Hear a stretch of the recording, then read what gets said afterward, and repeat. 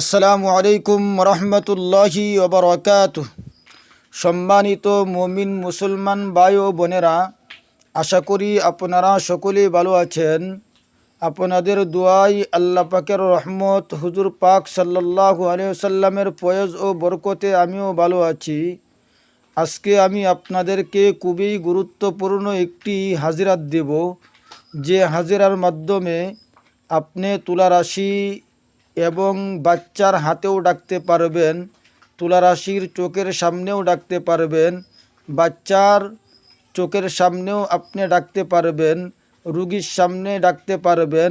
মুদাব্বির নিজের হাতে ওই মক্কেলটাকে ডাকা সম্ভব হয় এবং এমনকি কলমের উপর আপনি ডাকতে পারবেন।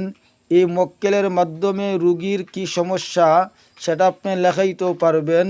এই মক্কেলটা রুগীর হাতে আইসা নিজে কলমে লিখে দিবে, ঠিক আছে? তো আপনারা এই হাজিরাটাকে খুবই গুরুত্ব দিবেন এবং মনোযোগের সাথে, আদবের সাথে এই হাজিরাটা করবেন। ইনশাআল্লাহুল আজিজ, আল্লাহ পাক এই হাজিরার মাধ্যমে ৮০ থেকে ৮৫% সঠিক সিদ্ধান্ত, সঠিক রেজাল্ট দিতে পারে।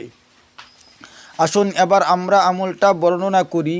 ইয়াকা না'বুদু ওয়া ইয়াকা নাস্তাঈন, এই আয়াতের প্রথমে আপনাকে একটা জাকাত দিতে হবে। জাকাতের নিয়মটা আমি বলে দিচ্ছি, আপনারা স্ক্রিনের দিকে লক্ষ্য করুন। এশার নামাজের পরে আগে পরে ১১ বার দুরূদ শরীফ পাঠ করতে হবে। দুরূদ শরীফ পরে প্রতিদিন কেবলার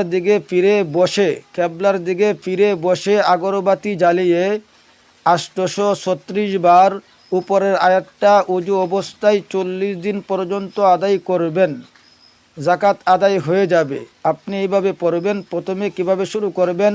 বিসমিল্লাহির রহমানির রহিম, আলহামদুলিল্লাহি রাব্বিল আলামিন, আর রহমানির রহিম, মালিকি ইয়াউমিদ্দিন, ইয়াকা না'বুদু ওয়া ইয়াকা নাস্তাঈন, ইয়াকা না'বুদু ওয়া ইয়াকা নাস্তাঈন, ইয়াকা না'বুদু ওয়া ইয়াকা নাস্তাঈন। এই আয়াতটা আপনি এইভাবে পড়তে থাকবেন ৮৩৬ বার। যখন আপনার ৮৩৬ বার হয়ে যাবে তখন আপনারা কি করবেন? ইহদিনাস সিরাতাল মুস্তাকিম, সিরাতাল্লাযীনা আন'আমতা আলাইহিম গায়রিল মাগদুবি আলাইহিম ওয়ালাদ-দাল্লিন। প্রথমে আপনি শুরু করবেন আলহামদুলিল্লাহ থেকে। যখন এই আয়াতে আসবে তখন আপনারা ৮৩৬ বার পড়ে নেবেন। যখন ৮৩৬ বার শেষ হবে তখন আপনারা ইহদিনাস সিরাতাল মুস্তাকিম বলে সূরা ফাতিহা শেষ করে ফেলবেন। তাহলে আপনার যখন জাকাত শেষ হয়ে যাবে, যখন আপনি এই আয়াতের আমেল হয়ে যাবেন, আমেল হওয়ার পরে তখন আপনি কি করবেন? যখন হাজিরা দেখার প্রয়োজন হবে, বাচ্চার ডান হাতের আঙ্গুলের নখের মধ্যে অল্প কাজল ও আতর লাগিয়ে তারপরে কি করবেন? এই হাজিরাটা করবেন। নখের মধ্যে করতে পারবেন। আমার এই আমলটা করা আছে, এটা সূরা ফাতিহার আয়াত, আপনারা জানেন সকলেই।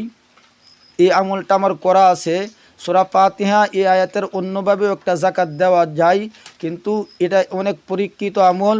আপনারা কি করবেন? এটা জাকাত দেওয়ার পরে তুলা রাশির হাতে, আপনার বাচ্চার হাতে ডাকবেন না, এই বাচ্চার চোখের মধ্যে ডাকবেন। যে যারা দেখতে পায় তাদের চোখের মধ্যে ডাকবেন। আপনার যদি কাশফ থাকে তাহলে আপনিও এই দেখতে পারবেন এই মক্কেলটাকে। এটা নূরি মক্কেল। আল্লাহ রব্বুল আলামিন এই আয়াতের ভিতরে অনেক মুজিজা রেখেছেন। আপনারা এই আমলটা করবেন। ৮০ থেকে ৮৫% রেজাল্ট আপনি সঠিক নিতে পারবেন ইনশাআল্লাহুল আজিজ। এই মক্কেলটার মধ্যে অনেক পাওয়ার রয়েছে, এজন্য আমি আপনাদেরকে এই আমলটা দিলাম। আমার ছাত্র যারা আছে আমি এদেরকে দিছি, ওনারা এই আমল করবেন ইনশাআল্লাহ, ঠিক আছে? এবং আমার এটা নিজের করা আছে, আপনারা করে দেখবেন। অবশ্যই আল্লাহ পাক এর মাধ্যমে আপনাকে সঠিক হাজিরাত দেওয়াবে। আল্লাহ পাকের হাবিব হুজুর পাক সাল্লাল্লাহু আলাইহি ওয়াসাল্লাম অবশ্যই আপনাকে সহযোগিতা করবেন যদি আপনি এই আয়াতের আমেল হতে পারেন।